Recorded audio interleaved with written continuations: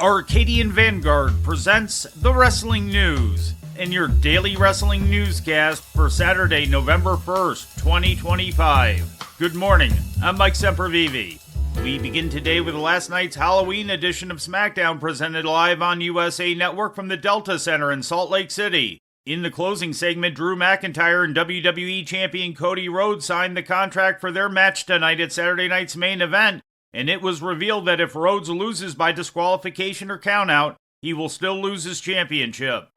And Corey, if Cody loses his cool tomorrow night, he's going to lose the title. Drew McIntyre knew exactly what he wanted to do tonight and accomplished that mission. McIntyre pulled the string, and for the next 24 hours, Rhodes is going to continue to unravel. And McIntyre could do any of this tomorrow night.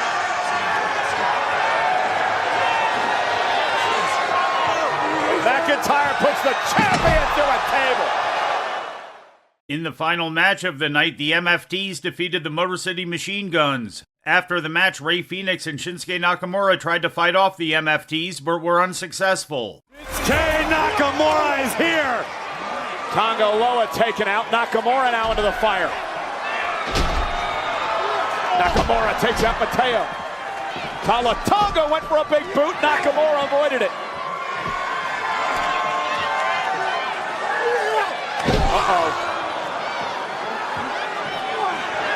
Chokeslam to Shinsuke. The show began with an in-ring promo from WWE Women's Champion Tiffany Stratton, who called out Jade Cargill, leading to a confrontation between the two in which they were kept apart by security. The opening match featured another open challenge for the United States title, with Nathan Frazier coming up short against title holder Ilya Dragunov. Tommaso Ciampa tried to answer the challenge, but was prevented by Frazier, leading to a brawl after the match between DIY and Fraxium. Dragunov later had a backstage confrontation with Tama Tonga. In other results, Alexa Bliss pinned Nia Jax, and Carmelo Hayes beat Kit Wilson. In ratings news, this week's episode of Dynamite was viewed by 459,000 viewers on TBS, according to Programming Insider. That's down from the 477,000 for last week's show. The 18 to 49-year-old demographic rating was .08, the same as last week. Tuesday's edition of NXT drew an audience of 527,000 to the CW, according to WrestleNomics. That holds steady with last week's audience of 525,000. The 18 to 49-year-old demographic rating was also .07 for the second week in a row. In AEW news, buy rate numbers are out for AEW's most recent pay-per-view, Wrestle Dream, and they are among the lowest for AEW this year. Early estimates have the show tracking between 115,000 and 125,000 buys, according to the Wrestling Observer newsletter.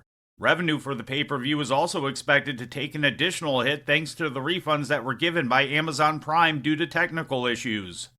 And in news from outside the ring, WWE's Big E is doing his part to provide relief from the effects of the prolonged United States government shutdown. The WWE superstar has announced that he has launched an initiative to raise money for Feeding America, a nationwide network of food banks that serves millions of Americans in need of food. Big E indicated that he will be donating 100% of the proceeds from his cameo appearances to the network.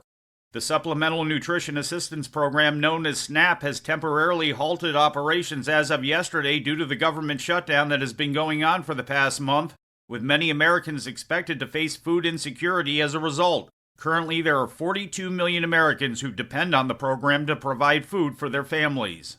And before we leave you today, we'd like to remind you that however you consume your content, you can find the wrestling news 24 hours a day and 7 days a week across social media.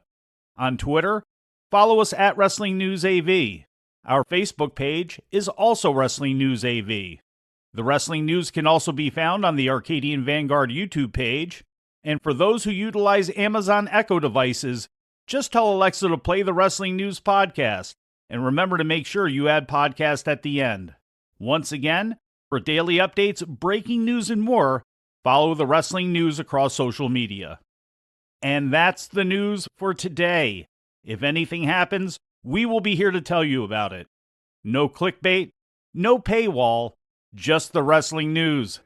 The Wrestling News is a division of Arcadian Vanguard, and the Wrestling Newscast is a production of the Arcadian Vanguard Podcast Network.